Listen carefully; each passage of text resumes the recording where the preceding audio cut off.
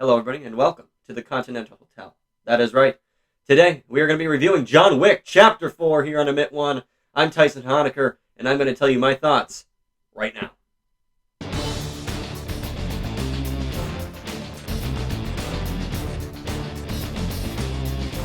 Alright, so John Wick Chapter 4 is definitely one of the best action movies I have seen in a long time, probably since John Wick Chapter 3. The action scenes in this movie were top notch. No surprise there. If you've seen a John Wick film, you know what to expect in here, and it is almost like 10 times more. I think it ups the ante in terms of what to expect. The world building in here is expanded. We're going to dive into that. But first, I want to talk about the action scenes themselves. The way these action scenes were shot, the way the cinematography, I think, played like a main character in this film, taking us through, I feel like, shot by shot. And you felt like you were there. You felt like you were right alongside John Wick, immersed into this world, which is what I want when I go into an action movie like this. And I thought it was one of the best ways you can get your audience member on the edge of your seat. So definitely applaud the camera work here in this film. Definitely play it as a main character. Keanu Reeves back as John Wick. Of course, he kills this role. He knows how to do this. And I want to give props to Keanu Reeves. These action scenes that he has to do, he has to memorize this fight choreography. And a lot of it sometimes is like a one-shot take. And those are very hard to do, let alone fighting for a minute or two at a time before there's a cut. And memorizing all of that is hard to do. Not a lot of actors can do it. He knows how to master that. Another person who knows how to master fight choreography is Donnie Yen himself, coming into this franchise, giving it an extra boost, playing Kane. I think he did a phenomenal job. His character arc in this movie was explored very well and made me want to almost cheer for him because of how kick-ass his character was. So he definitely delivers there. And Bill Skarsgård as the villain. I kind of forgot he was in this film until I saw him on screen. He was pretty great as the antagonist here. You didn't really like him. You wanted him to die. And I'm not going to get into spoilers here about any of this, anything that happens in this movie. But the way his character went in this film, I thought was a great addition. Lawrence Fishburne is back in this movie, and he is funny as hell in this film. We also have the manager returning, one of my favorites. And of course, we have Lance Reddick, who sadly is no longer with us. He just passed away, I think, a couple days ago.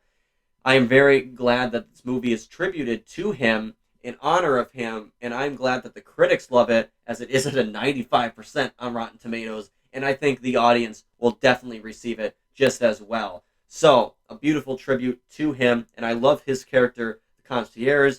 Definitely, right at the beginning, there is something surprising that happens. I'm not going to give it away, but it kind of took me by surprise, and I was like, no, why? Those of you who have seen the movie will understand what I'm talking about, but I think it makes sense for where this story went, especially with the manager. I think it helped his character arc in this film. And skipping to the end of this film, I thought it was a great ending, probably the best ending that any of these three films have had. And my favorite here is in the fourth. I want to say the world building in this film, it just expands it more, and it is beautiful. It is beautiful storytelling. We do have two spin-off TV series coming from this franchise, which I am excited for. One based on the Continental Hotel, and the other Ana de Armas is starring in. Very excited to see those. I hope they go into production soon. And of course, the fact that, so Bill Skarsgård's character, he's kind of like, I think, a connection to the High Table. And how they expand the High Table more in this film is brilliant. You understand this world is complicated and how like the hierarchy works, but I think they do a great job breaking that down in this film.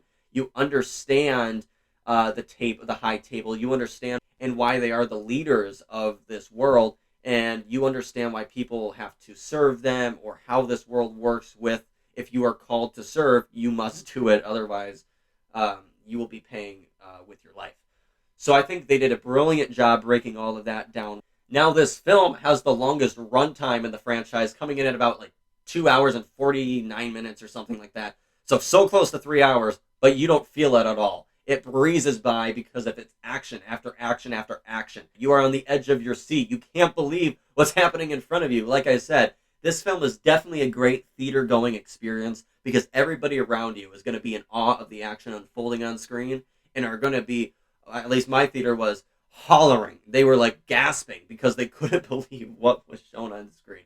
It's brilliant. I love this film. I think it's a great addition to the franchise. I'm going to give this one an 8.5 out of 10. I think I'm going to even go see it again in the theater after I watch the past 3 films again.